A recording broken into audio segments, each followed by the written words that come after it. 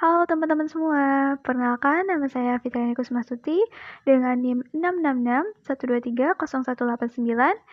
Nah, dalam video kali ini saya akan memaparkan hasil analisis IPAS, EVAS, serta matriks SWOT dari Universitas Sultan Ageng Tirtayasa.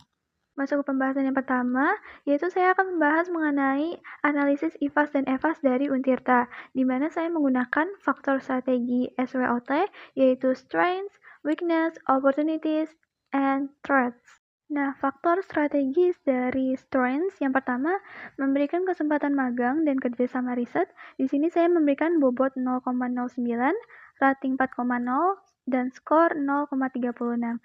Yang kedua, dekat dengan pusat kota, transportasi umum yang mudah diakses.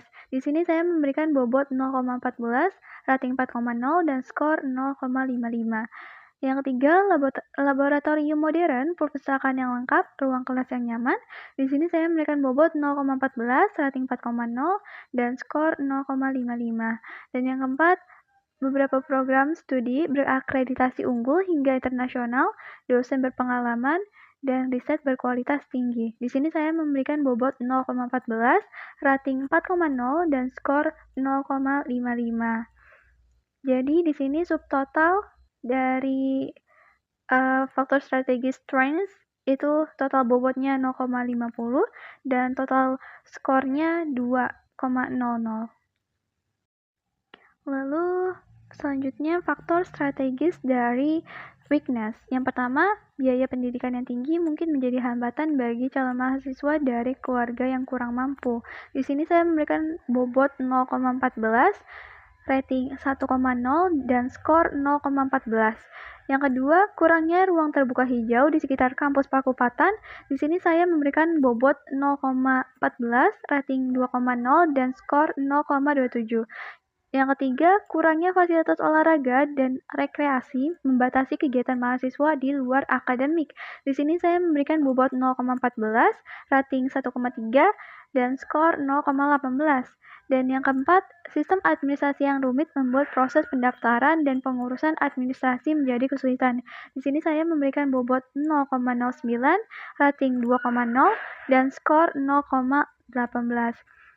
Jadi subtotal dari faktor strategi weakness ini total bobotnya 0,50 dan total skornya 0,77.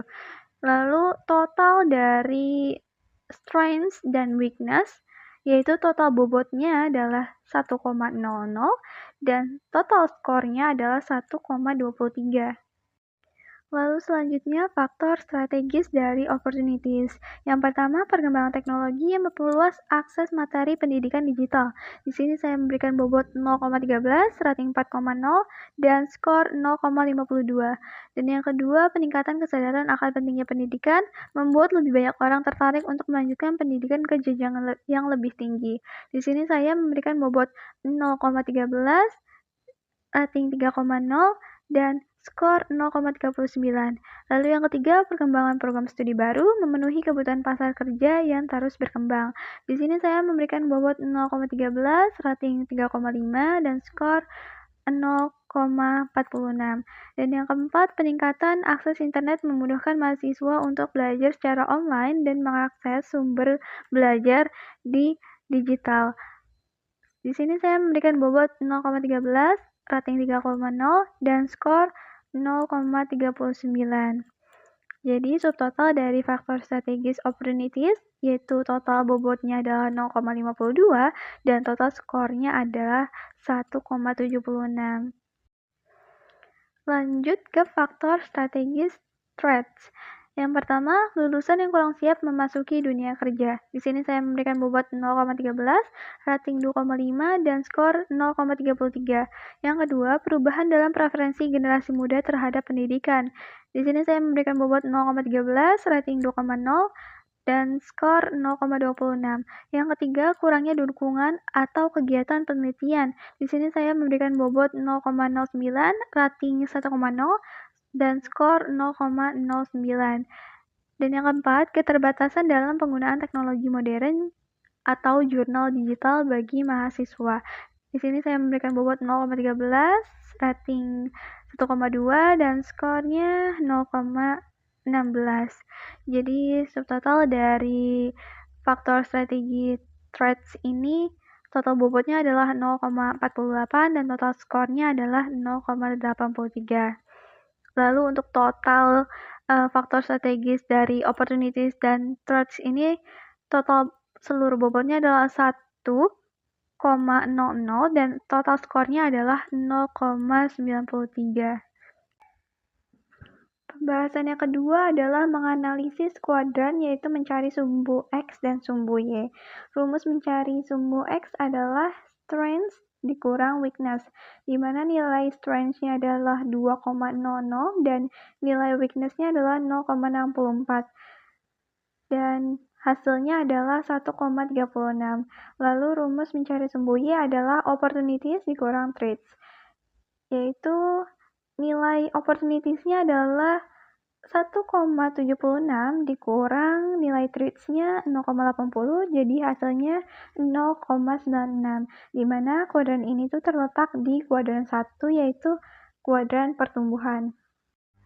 Masuk ke pembahasan yang terakhir, yaitu saya akan membahas tentang matriks SWOT. Di sini yang pertama ada SO atau strengths dan opportunities, di mana faktor strategisnya yang pertama yaitu melakukan proyek riset kolaboratif yang memanfaatkan teknologi terkini seperti analisis data besar atau big data atau kecerdasan buatan.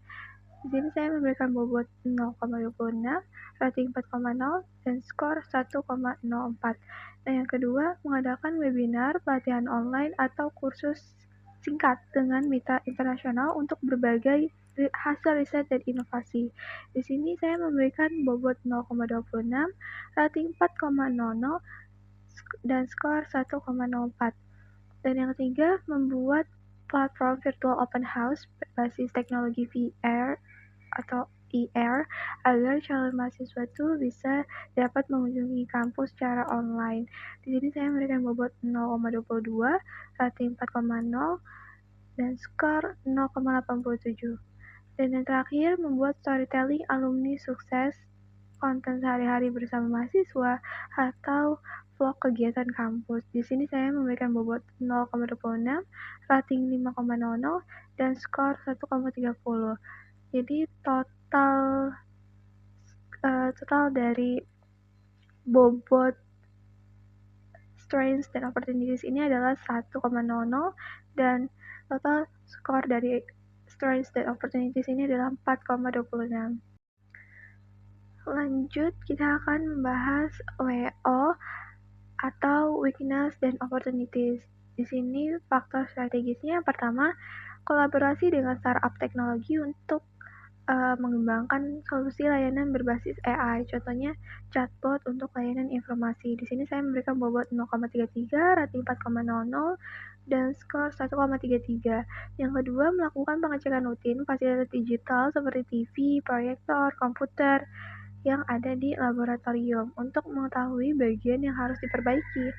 Di sini saya memberikan bobot 0,33, rating 5,00, dan skor 1,67. Dan yang ketiga, menyelenggarakan program literasi digital atau e-book untuk meningkatkan kemampuan digital mahasiswa. Di sini saya memberikan bobot 0,33, rating 5,00, dan skor 1,67. Jadi total dari bobot WO ini adalah 1,00 dan total dari skor WO ini adalah 4,67. Baik, selanjutnya akan membahas strengths dan threats.